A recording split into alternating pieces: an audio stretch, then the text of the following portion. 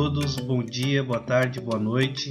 Eu sou o Thales, acadêmico do curso de Medicina da Universidade Federal de Pelotas, e esse é o Ginecologicamente Falando, podcast do Departamento de Ginecologia e Obstetrícia da Universidade Federal de Pelotas. Vamos falar de temas importantes na área da ginecologia e obstetrícia e assuntos importantes no dia a dia da saúde da mulher. O nosso tema hoje é algo muito importante, algo que você precisa saber sobre a menstruação, sobretudo você mulher, estudante, profissional. Hoje vamos ter um tema, no mínimo, muito intrigante, muito embora praticamente todas as mulheres passem todos os meses por essa experiência da menstruação, o motivo pelo qual ele acontece e de desconhecimento de grande parte delas, e vamos abordar essas questões aqui hoje. Para esclarecer isso e muito mais, contamos hoje com a presença da professora Adriane Brodimanta.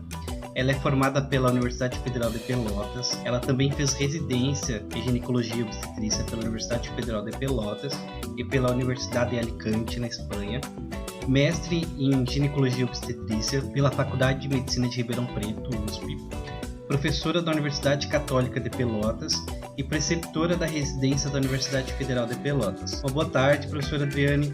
Hoje é um assunto muito importante, muito interessante. Muito obrigado por ter aceito o convite. Boa tarde, Thales. Boa tarde, ou bom dia, ou boa noite, como bem dito pelo Thales. Nós não sabemos o horário que estarão nos escutando, né, Thales? Eu gostaria muito de agradecer o convite. Me sinto enaltecida por ter sido lembrada para um assunto tão importante, como bem disseste, em relação ao ciclo reprodutivo das mulheres, que embora todas menstruem, né, uma boa parte de suas vidas, sempre existem muitas pendências e dúvidas em relação à menstruação. Então eu tenho a pretensão hoje de tentar deixar esclarecido, se não todas, uma boa parte dos questionamentos que irás me fazer. E abro o nosso podcast já dizendo sim uma dúvida, né, muito hoje questionada, se existe algum motivo pelo qual as pacientes menstruam. Com certeza esse motivo existe. As mulheres menstruam como um sinal de possibilidade reprodutiva. Desde muitos anos a espécie humana vem evoluindo, né? E se nós temos um papel aqui, um papel social, um papel de aperfeiçoamento da espécie e, sobretudo, um papel de reprodução, deixarmos seres iguais ou melhores do que nós mesmos com esse papel para o futuro da Terra. Então, a menstruação acontece como um sinal de fertilidade nas mulheres. Por que eu digo isso? Porque para que a menstruação aconteça, é requisito base que exista perfil de amadurecimento metabólico, hormonal, estrutural dessa mulher. E então, quando de fato isso existe, iniciam-se os ciclos menstruais das mulheres, e essa menstruação é a tradução clínica de que existe uma complexa rede que tem interligado, de um lado, o sistema nervoso central, com hipotálamo e hipófise, e de outro, na periferia do corpo humano, o ovário, com produção de esteroides ovarianos importantes que vão preparar o útero, né, o órgão reprodutor que abriga a gestação na mulher e que tem como efetor dessa resposta ovariana hormonal o crescimento e o descamamento de uma camada que reveste a sua face interna, chamada de endométrio. Então, as mulheres menstruam por desprendimento dessa camada, que efetivamente naquele ciclo não foi utilizado por uma gestação, e então ela se regenera para que no mês seguinte um novo ciclo reprodutivo se inicie. Daí o nome ciclo menstrual, por ser um processo cíclico que se repete enquanto o ovário abriga capacidade hormonal, ou seja, folículos, óvulos capazes de serem fecundados por um espermatozoide. Eu destaco que esses esteroides ovarianos têm papel importante no crescimento e na secreção desse tecido, que é o endométrio. Nós temos um estímulo central, como eu já havia dito, do hipotálamo, com produção de hormônio liberador de gonotrofina. Essa resposta à produção hipotalâmica é dada pela hipófise, com a liberação de hormônios gonadotróficos, que por sua vez chegam à corrente periférica até o ovário e estimulam então ali o amadurecimento daqueles oócitos que ali se encontram. Esses oócitos amadurecem e se destacam então duas fases do ciclo ovariano. Uma primeira fase folicular, de crescimento desses ócitos com produção de estrogênio, e esse estrogênio vai ser importante porque ele atua a nível do endométrio fazendo mitogênese, ou seja, multiplicação multiplicação das células e crescimento desse endométrio. E quando o ócito maduro, então, com ovulação, temos a formação do corpo lúteo, que marca uma segunda fase do ciclo ovariano, em que, além da produção estrogênica, nós se soma, então, a produção do progestogênio. É um hormônio importante porque vai atuar contra a proliferação endometrial, mas vai fazer com que aquele endométrio proliferado receba um suporte maior de sangue, de citocinas, de muco, de proteínas, com fins de abrigar uma possível fecundação, haja visto que houve ovulação e formação do corpo lúteo. Quando esse tecido não é aproveitado por falta de capacidade de se ter tido um óvulo fecundável, então esse tecido se desprende por falta de manutenção de estímulo ovariano hormonal e um novo ciclo se inicia com o início de um ciclo menstrual, de um primeiro dia de fluxo menstrual. Fantástico, professora. Essa introdução assim foi fantástica. A senhora abordou o tema assim de uma maneira muito objetiva, sintética, para todos entendermos.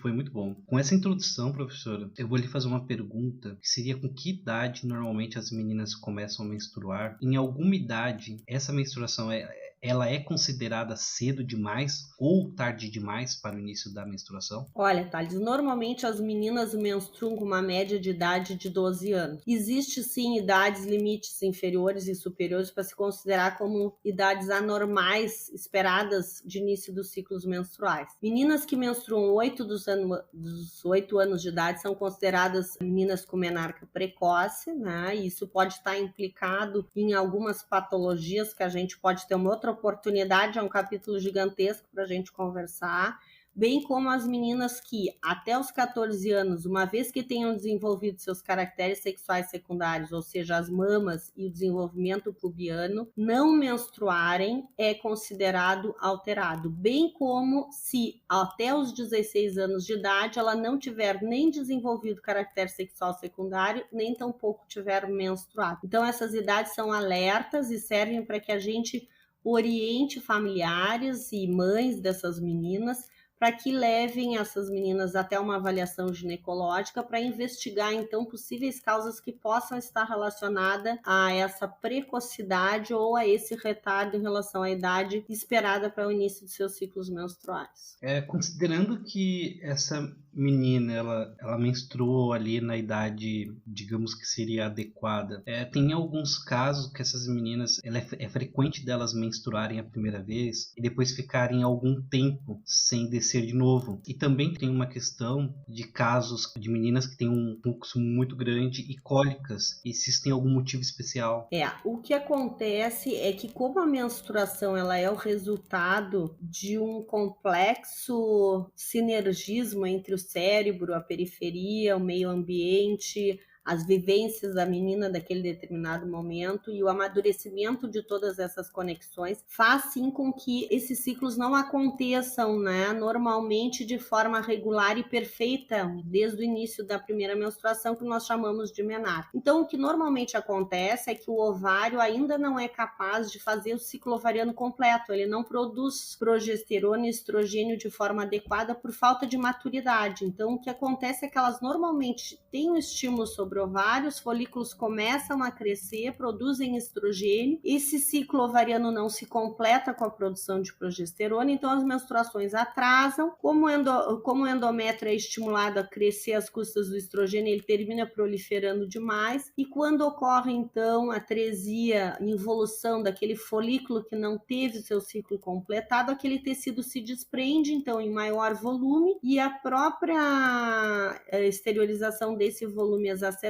requer o aumento de produção de prostaglandinas, que são substâncias inflamatórias locais, que terminam ocasionando o aumento de contratura da fibra uterina, e com isso então nós temos sensação de um fluxo exagerado associado a cólicas mais intensas. Professora, em relação ao volume do sangue mensal, qual seria o volume? Eu queria saber também se esse volume, se esse sangue não faz falta no corpo dessa mulher, né? E se ele faz falta ou não, se é possível ter uma anemia, né? Porque a anemia é decorrente da queda de sangue, ferro, se nós temos esse problema. Normalmente a gente tem um volume excretado diário de fluxo menstrual que pode variar de 20 a 80 ml, uma média de 50 ml ao dia. Quando esse fluxo acontece acontece de forma esperada, o nosso sistema hematopoético é capaz de repor essas perdas ao longo dos demais dias do ciclo em que não há perda de fluxo sanguíneo vaginal. Nas meninas que por alguma ventura venham a ter uma dificuldade de amadurecimento dessas conexões e que venham a ter fluxos mais volumosos com uma duração maior do que 7 dias, essas sim poderão com certeza apresentar anemia ferropriva e às vezes necessidade inclusive de suplementação de ferro, não só alimentar, mas também medicamentosa. Mas não são todas as meninas, é um quadro transitório que normalmente se resolve em torno de 1-2 anos e que a orientação adequada costuma ser o suficiente para que elas se tranquilizem, né, se alimentem de forma mais adequada e que não haja necessidade da gente usar nenhuma medicação. Professora, é verdade que as moças, as meninas, elas param de crescer quando inicia a menstruação? É verdade, sim. As meninas param de crescer em decorrência do aumento do nível de estrogênio circulante pelo funcionamento do ciclo ovariano. Esse estrogênio em uma determinada quantidade que se correlaciona a ciclos ovulatórios, ele fecha a epífise dos óvulos longos dessas meninas e com isso, então, nós temos a aquisição máxima em torno de 7 a 10 centímetros a mais, né, na estatura dessas meninas após o primeiro ciclo menstrual, após a menarca. E em relação às meninas que são virgens, como é que o sangue sai? Nós sabemos que há alguns tipos de ímen, né? Entre eles o imperfurado. Aí nesses casos, como é que acontece? As meninas virgens, elas apresentam a membrana himenal, que é uma membrana de tecido mucoso, que a gente observa no introito da vagina, mas que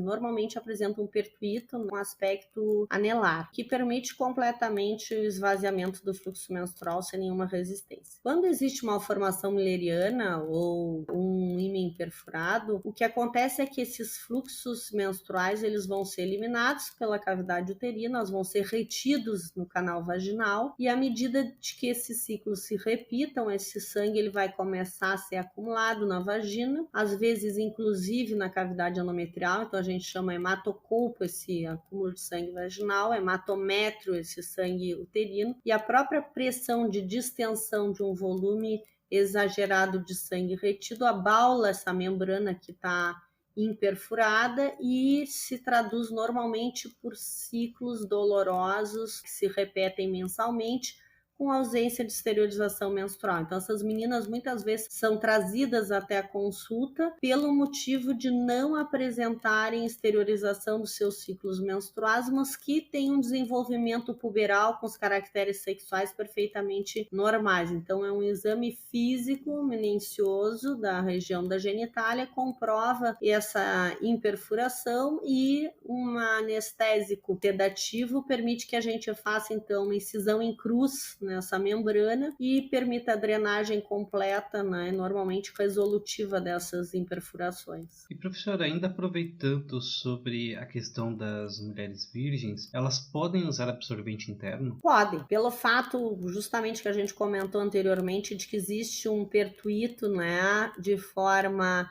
a permitir o escoamento do fluxo menstrual, esse pertuito também, né, não impede a introdução do absorvente interno. É lógico que a gente sempre deve orientar de forma mais clara possível, né, na linguagem do entender dessas meninas, a anatomia, para que elas não traumatizem, não causem dano nessa membrana de forma inadvertida, mas não é um impedimento, o fato dela não ter tido relação sexual, não é um impedimento ao uso do absorvente interno. Professora, a senhora fez um bom apanhado ali no início sobre o que é a menstruação, o que é o ciclo menstrual. Mas eu vou lhe fazer uma pergunta que a resposta vai ser provavelmente bem parecida com essa introdução, mas que eu acho importante porque é a dúvida de muitas mulheres, que seria o seguinte: se existe a necessidade de haver a menstruação para que ocorra uma ovulação ou até uma gestação? E uma outra dúvida que é bem característica é de que quem não está menstruada pode engravidar? De certa maneira, a resposta ela foi introduzida mesmo, Thales, mas eu acho que a gente pode tentar simplificar aqui, dizer assim, que a menstruação ela é resultado de um ciclo ovulatório, com certeza, e que é dependente de toda essa complexidade de funcionamento entre o sistema nervoso central e o ovário dessas mulheres. O fato da mulher não menstruar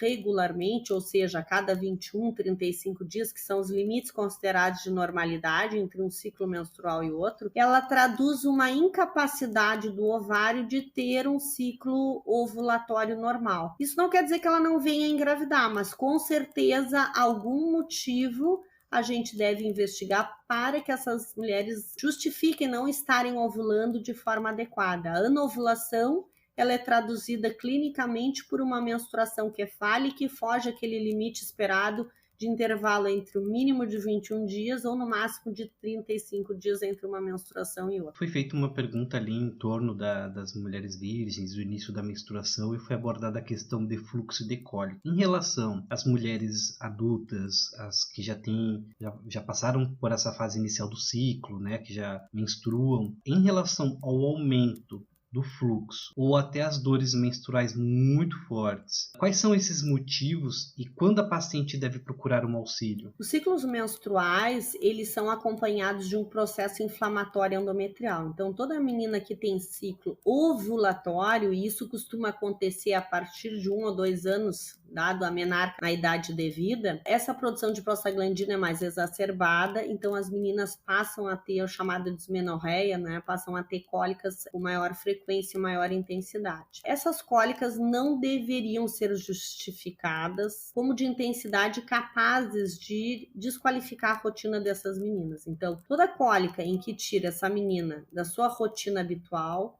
ela deve ser averiguada quanto à possibilidade de algumas patologias que possam estar relacionadas com uma dor muito intensa no período menstrual e que, devido à idade dessas pacientes, muitas vezes se associam a patologias benignas, mas que, se não investigadas, poderão no futuro causarem transtornos reprodutivos. Então, a gente sempre deve levar em consideração que a endometriose é uma doença que cursa com bastante dor durante o período menstrual, porque é uma doença que tem como característica o endométrio que está fora da cavidade uterina. Normalmente ele pode estar ou no peritônio, na pelve dessa menina, ou na própria superfície do ovário. E o sangue é uma substância que causa muita dor nessa cavidade. Então, meninas que apresentam cólica, que frequentemente desqualifiquem a sua rotina, elas devem ser averiguadas quanto à possibilidade de apresentarem endometriose e terem o devido manejo para que essa doença não progrida e não cause transtornos reprodutivos futuros. Professora, gostaria de agradecer. Eu não tenho mais perguntas nesse momento. Na próxima terça-feira vamos dar continuidade nesse papo sobre ciclo menstrual. Então não é uma despedida, é um até logo. Obrigado, professora. Boa tarde, Thales. Boa tarde a todos. Um grande abraço. Tchau, tchau. Tchau.